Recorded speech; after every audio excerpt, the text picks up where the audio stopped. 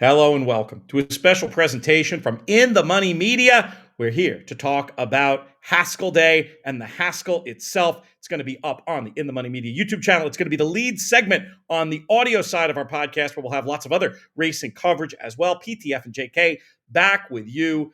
The Haskell. I don't know about you, JK, but I was a little surprised when I heard 2 weeks ago that it seemed very likely that the rumors around that journalism was going to compete here. It turns out those are no rumors. That's a fact. Journalism turning up on the Jersey Shore, and this would be an interesting race without him. It's a heck of a race with him in the mix. I am super pumped to see journalism back in action. Were you surprised that he's turning up here? No, I mean, I think that, I think that he took the path of most resistance for the Triple Crown, right? Running in all three. I think he's deserved a little path of least resistance, right? Instead of having to try to point towards sovereignty in the Travers, and a handful of others too, Baeza and Magnitude. And I think it didn't make a lot of sense to bring him to the Jim Dandy next week and then try to keep him out here and all those things. My biggest fear is that he wins this race and then they go back west and then they stay for the Pacific Classic and we don't get to see the Travers Showdown. That's my fear with this decision. That's a realistic fear.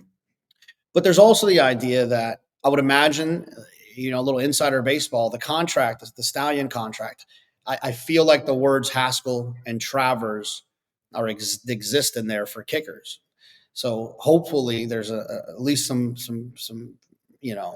motivation monetarily to bring him back after this race. I think he's going to be tough. I think he's the second best 3-year-old in the country. I think there's some interesting, intriguing horses that could fake you out like there's something here, a goal-oriented, a Gosker who he was desperate to run down. But if you think about it, those two horses, and Burnham Square, who he's run against, they all had their chance and were blown by.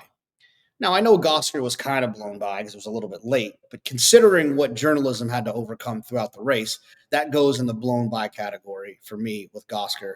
Goal-oriented as well. I think he's good. He seems like he's training well. He could be improving. For me, it's a single A to journalism, and I'll use goal-oriented as a backup because, he just could be getting good at the right time. He could have that Arrogate effect where he's just getting better and he's going to get loose on the front end and here he goes. But journalism to me has too much to ignore. I haven't seen a workout report yet, but looking at this tab for goal-oriented, it does seem to suggest exactly what you were saying. Very impressive in the mornings. And just the idea that Baffert, who's won this race 67 times, is bothering to ship him east. He wouldn't be doing that, I wouldn't think, if the horse wasn't ready to take a big step up. I'm with journalism here. I'm picking this horse. I do think, while originally I was thinking, Monmouth might not be the best setup for him, he gets the right composition of a field to bring his late kick into play. And he's not some plodding closer. You look at the pace figures he's been running, he'll be in a forward position. I think he's going to get the right kind of trip. Now, I know you don't love this game, but what price do you think he will be / should be in this race? Because that is a sort of a separate question from how we're approaching this from a horizontal exotics point of view. We will talk about all the other stakes races in the Haskell on this video / audio segment, but I did want to make sure we did not give short shrift to this loaded Haskell. But what do you think about pricing vis-a-vis the big horse, journalism? It's probably 4 to 5, no? 3 to 5, 4 to 5? I'd bet the heck out of him at 3 to 5 or 4 to 5. That. I think it's not inconceivable that he would be, and that's where I would start. That would mean somebody else would have to drift, and I'd think about maybe getting cute with a goal-oriented. But the problem is these horses are going to be bet into the teeth of him a little bit. Goal-oriented as a win, I wouldn't need less than 6 to 1. Gosker, I mean, you can tell a story, but geez, to your point about the trips last time, if he didn't beat him in the Preakness, when exactly is he going to beat him? And then I guess the other horse that's worth spending a second on is Burnham Square. And I guess the main angle on Burnham Square is, given the hands he's in, his overall profile, isn't he a horse that's supposed to maybe keep improving as the summer goes on? Look, I would need 8, 10 to 1 to want to get serious about him. I don't know that will appear, but I mean, he's worth at least pausing on, I think, for half a second, since you already made such a good case for goal oriented. What can you see Burnham Square if you squint? I think we know who he is. That's the problem, is I know who he is and he's not good enough. Yeah, I don't know if I understand your point with Ian Wilkes, but to me, he's like a first start, second start, third start, fourth start improved guy. Not a like you're going to see this big jump up at this point on his ninth career start. Like I think like the slow improvement thing is like a 1, 2, 3, 4 race thing, not a 5, 6, 7, 8, 9 race thing. Yeah, that may be right. I mean, I don't rule him out, but the problem is for him also the exact scenario, sort of pace wise, that makes the race set up for him also sets up for journalism. He needs journalism not to turn up, you know. And if journalism turns up, which we have every reason to believe he is, I think we agree, the others would be running for second. And if he is somehow around 4 to 5, I mean, I might get a little serious about wagering on him here. In any case, he is the clear key for both of us. Would you want me to in the picks that I send around for In the Money Plus, Jonathan, and we encourage folks to take a look at In the Money Plus. Great time of year with lots of extra Saratoga and Del Mar content. You also get little digests of the picks from all the shows. Do you want me to list you stone cold here, or do you want me to put in goal oriented as a distant B? Yeah, single A, single B. Okay, single A, single B for you in the Haskell. Let's go back to the first of the stakes on the card, 1:52 Eastern, the scheduled post time for the Grade 3 Matchmaker Stakes. What did you think about this contest? Yeah, let me get there. It's the fifth, right? Yeah, Oh, race. yeah. So I have two horse opinion here. Sacred Wish, I thought last time had absolutely no chance and still ran pretty well considering. She's tactical. She's run well here at Monmouth before. She gets her old friend back in Johnny Velasquez. I think Sacred Wish to me will be a single A. I will use Suggesta as a B, who I thought ran pretty well considering the ground on for the Justa game, and I think she's just kind of knocking on the door as one that I think could improve. So single A to me with Sacred Wish, and then I'll use Suggesta as a single B. I very much like Sacred Wish in this spot. I think it's a really good opportunity. I don't see much in the figures though separating Sacred Wish from Greyosh, and wanted to have a little bit of Greyosh in there as well. Are you anti that one, or you just didn't want to go 3 deep in a short field? Yeah, but I mean, I think that if you look at the recent figures for Sacred Wish, where she had some trouble last time, but if you look a little bit deeper into where she's running her A races, she's better than Greyosh. Yeah, I mean, I do think she's better, and I want her on top, but I didn't want to leave Greyosh out completely.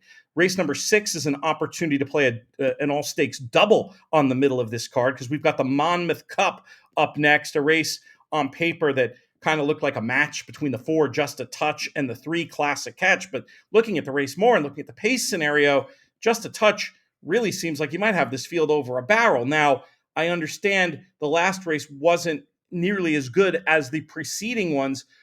Is that a sign maybe that Just a Touch is going off form, or was that maybe a tactical error from the man in the saddle? What do you think about the Monmouth Cup? Um, I thought that was a weird racetrack. That saw Fierceness run weird and some other situations. Just a Touch. Those 2 races prior to that were superb. And when you match 2 races like that, it makes me believe that those 2 races exist. I'm fine with Just a Touch moving forward. I'm ice cold to him. In fact, I think that he's got a pretty big pace advantage too against Classic Catch. So I think Just a Touch is going to have to get extremely bothered by someone, which I think is going to be hard because he's a tractable, rateable horse. I'm ice cold to Just a Touch. I don't need Classic Catch in this spot. Yes, I'm willing to fade Classic Catch. I think maybe he makes the market and makes this a double worth getting involved in, and might allow us to use both of our backup ideas in the matchmaker if folks are inclined to follow us in. Let's talk about race number 10, the Molly Pitcher Grade 3 action. This sees the return to the races of Candide, who I feel like is the one in here. This is a horse I've always liked, and I thought might just get a beautiful situation, saving ground, stalking, and pouncing. I do want to get your take on the 2 coming out of the Lady's Secret, the number 2 Occult, and number 4 Majestic Oops. In some combos, I could see trying to back up with them. But for me, I was lone A to Candide. What do you think of her in the Molly Pitcher?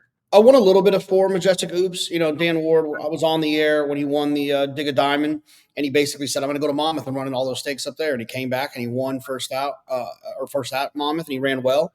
So he's one that I definitely want to have. I don't need a colt. Candide for sure. The horse missed the Phipps, which I was a little bit curious about. horses worked okay since then. Probably going to be too short of a price, but in multi-race wagers, I'm not going to get knocked out by Candy.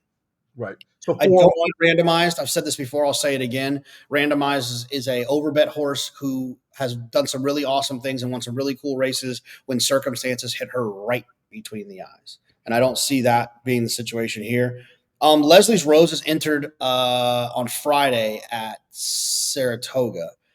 I like her in both spots. I thought the last race, 2 races back, she ran really well in a comeback race, going a lot shorter than she wants to go. I expected her to move forward. She didn't run well last time on a sloppy racetrack. I'll forgive her from that and give her another shot. So she'll be my top pick, the 7 Leslie's Rose. But I'll also use Power Squeeze. She won the Alabama. She's a grade 1 winner in the Alabama. And she hasn't won since then, but she's at least interesting enough. She could be an okay price, could be a little bit ignored. I was disappointed in her last effort, but I thought she had some excuses. The pace was pretty slow in there, and Javier was pretty confident when she was 1-2, but she got beat. I'll give her another shot. So I'm going to spread a little bit here. 1, 4, 7, 8. Top choice to 7.